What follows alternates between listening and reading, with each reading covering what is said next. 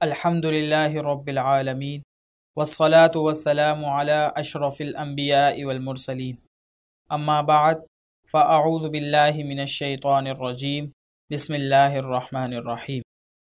حمد و صلوات کے بعد محترم سامعین و ناظرین، آج نماز عید الاضحیٰ کا مکمل طریقہ کار ہم سماعت کریں گے۔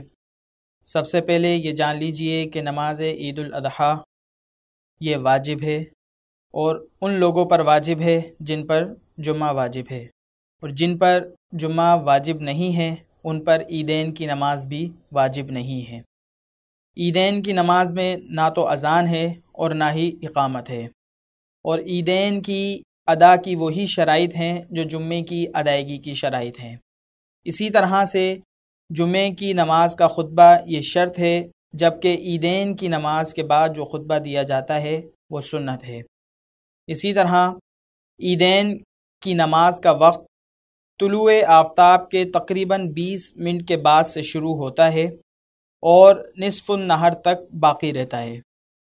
مستحب عمل یہ ہے کہ عید الفطر کی نماز کو تاخیر سے ادا کیا جائے، جبکہ عید الاضحیٰ کی نماز کو جلد ادا کیا جائے۔ یہ ایک مستحب عمل ہے۔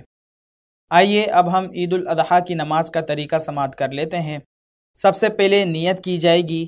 میں نیت کرتا ہوں 2 رکعت نماز عید الاضحیٰ واجب زائد 6 تکبیروں کے، رخ میرا کعبۃ اللہ شریف کی طرف، واسطے اللہ تعالیٰ کے، پیچھے اس امام کے، اللہ اکبر۔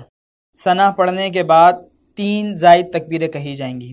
امام صاحب تکبیر کہیں گے اللہ اکبر، ہم نے کانوں تک ہاتھوں کو اٹھانا ہے اور پھر اس کے بعد سیدھا چھوڑ دینا ہے۔ دوسری تکبیر کہی جائے گی اللہ اکبر، اپنے دونوں ہاتھوں کو کانوں تک اٹھانا ہے اور پھر سیدھا چھوڑ دینا ہے۔ اور پھر تیسری تکبیر کہی جائے گی اللہ اکبر، اپنے دونوں ہاتھوں کو کانوں تک اٹھانا ہے اور پھر باندھ لینا ہے۔ تیسری تکبیر میں ہاتھوں کو چھوڑا نہیں جائے گا۔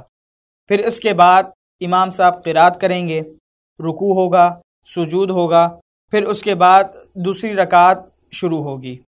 دوسری رکعت میں امام صاحب پہلے قرات کریں گے، اس کے بعد 3 زائد تکبیریں کہی جائیں گی۔ تکبیریں اس طرح سے کہی جائیں گی کہ امام صاحب اللہ اکبر کہیں گے، اپنے دونوں ہاتھوں کو کانوں تک بلند کرنا ہے اور پھر چھوڑ دینا ہے۔ دوسری تکبیر کہی جائے گی، وہ بھی اسی طرح سے اللہ اکبر، ہاتھوں کو کانوں تک اٹھانا ہے اور پھر سیدھا چھوڑ دینا ہے۔ اسی طرح سے تیسری تکبیر کہی جائے گی، دونوں ہاتھوں کو کانوں تک اٹھانا ہے اور پھر چھوڑ دینا ہے۔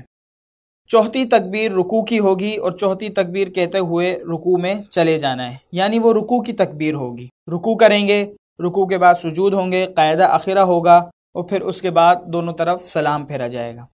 یہ مکمل طریقہ کار تھا نماز عید الاضحیٰ کا۔ عید الاضحیٰ کی نماز کے بعد خطبہ دیا جائے گا جو کہ سنت ہے، اور یہ خطبہ خاموشی کے ساتھ سننا چاہیے۔ اس کے بعد دعائے خیر ہوگی، ایک دوسرے کو مبارکباد دیجیے، آپس میں گلے ملیے، معانقہ کریں، مصافحہ کریں۔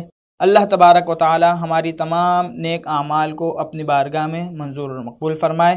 آمین۔ وآخر دعوانا ان الحمد للہ رب العالمین۔